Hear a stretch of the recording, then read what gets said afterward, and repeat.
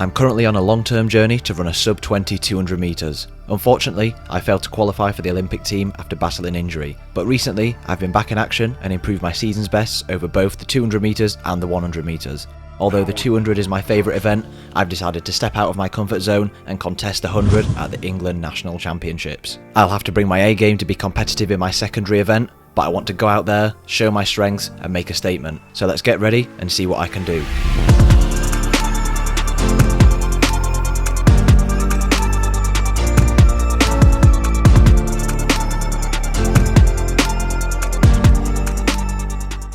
Okay, I finished my last session before the England National Championships. Done 3 block starts today, 40 metres, 30 metres, 20 metres.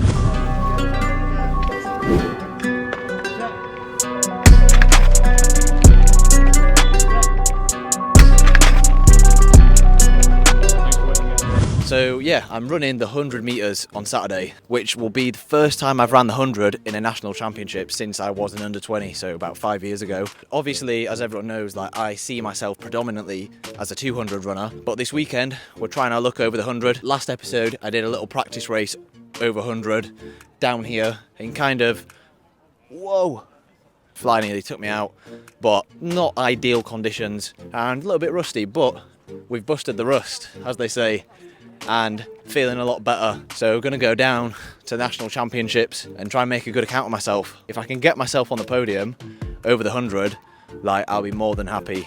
But first of all, the main aim is to get myself in that final, which is top 8, and then go for it in the final. If I make the final, I'll consider that a pretty good day at the office since it's my secondary event. But if I can get myself on that podium, I'll be buzzing. So yeah, let's get down there. I'll check in when I get to the hotel, as always. So yeah, let's make it a good one.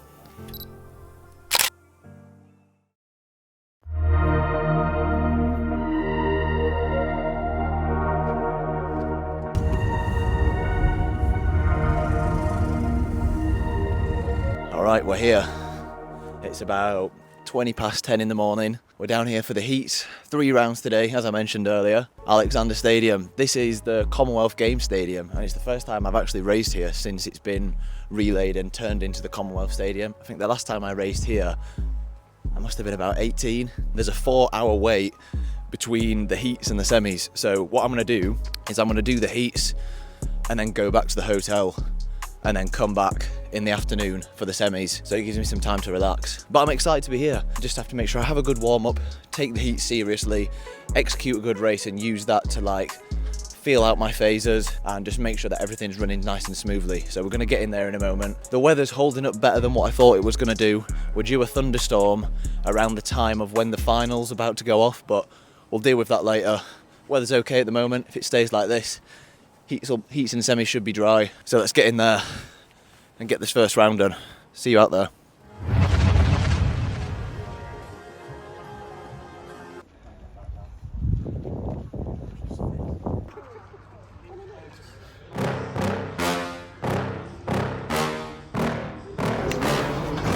Yeah. Please tell me that I can't, that I won't, that I fail, that I'll never make it out, yeah. Please tell me all the bad, never good, fill my head full of every single doubt, yeah. Please say any negative thoughts, I pop off when I hear people say I cannot. I get off to the thought of proving everyone wrong, I won't stop to the top, so you better back off and get lost. I'ma stay loud, stay proud, never running out, never heading south. I'll be spreading out, call it what I'm about, can't put me down. I'll be getting loud, ain't never doubts, not what I'm about. Have you f***ing cloud, it be raining now, I keep making sound, go another round, I'm legend bound, can't stop me now. You don't wanna fuck with me, a slow burn like a disease. From Yorkshire, the city of Sheffield, Joe Ferguson. Ferguson and Robertson will both fancy their chances. Ferguson had 20.67 recently over the 200 metres, so going well. Top 3 through to the semi-finals. He gets away typically well. Ferguson is there with him, and look at Robertson streak away here. Ferguson now back into his running, and look at Joe Ferguson in the second half of that race. 10.53 into a minus 4.8 win. That is a cracking run from Joe Ferguson, and I can tell you now, without a win, that run would be worth 10.17 seconds. My goodness. That was flying, and he made it look easy. Running a very well executed and balanced race, I managed to cross the line first in 10:52, which is close to my legal season's best and into some of the worst conditions I've had all year. With the notoriously fast starter Andy Robertson to my left, I knew I had to just stay composed and trust in my top end speed, and I came through nicely, and as the fastest qualifier out of the heats. Alright, let's go. Heat's done. Apologies if the wind is really bad. Heat done, first place in the heat, almost ran a season's best, 10:52.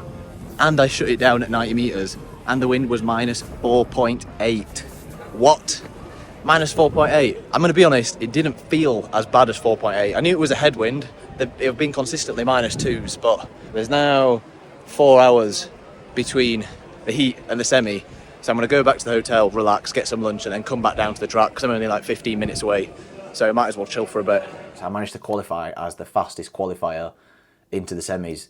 The race felt really nice, felt like I got out well, went through my phase as well, and my top end was nice, so no complaints about the race. Got some standard food with me here, chicken, pasta, so I'm gonna eat that now, and we're gonna get back down to the track in about an hour or something. Now the aim is just get myself into the final. Once we're in the final, then the real race begins. Well, Joe Ferguson, whose personal best is 10:21, set a couple of years ago, has been trying to find his form, battle the injuries. He's got a pretty good YouTube channel these days, Joe Ferguson, as well, if you like your sprinting YouTube.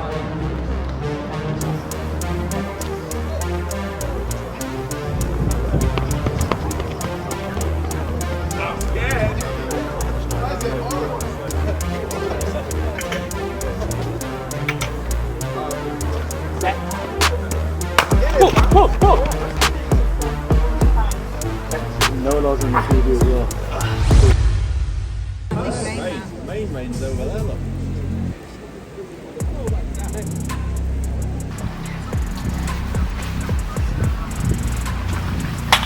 So the storm that was forecast actually broke out just around 30 minutes before the semi-final, but I was already in the middle of my warm-up, so I had to quickly finish my last block start to get ready, and then I eventually took shelter in the indoor warm-up track whilst we waited for the rain to pass over and the delay to be done. Just minutes before I was due out to run, my teammates Sean and Corey battled hard in their respective semi-finals, but unfortunately missed out on their finals. So stepping out onto the track, I knew the competition was tough, I'd need to stay focused and produce a solid performance to get through cleanly. Joe Ferguson goes in 6th, run 10:21 before, semi-final, 2 to go through automatically, 3 of them are from Sale Harriers. Away they go then. Robertson's made a really good start, so has Francis over on the far side, but Robertson coming through here. It's Robertson and Francis, and did Francis just take it? 10:45 the time. Also coming through late there was Enzo Madden, and Joe Ferguson also finished strong.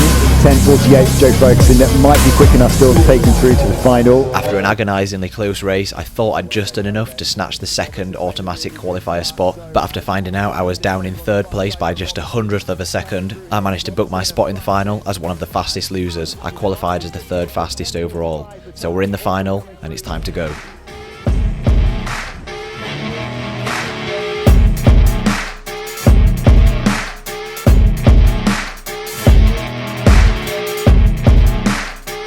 Joe Ferguson earlier on ran so incredibly well, 10:52.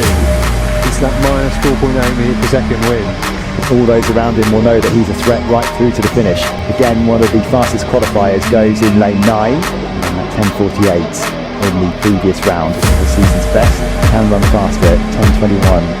Madden in 2, going away in 3, Francis 4, Dorrell 5, Adewale 6, Robertson 7, Gordon 8, Ferguson in 9.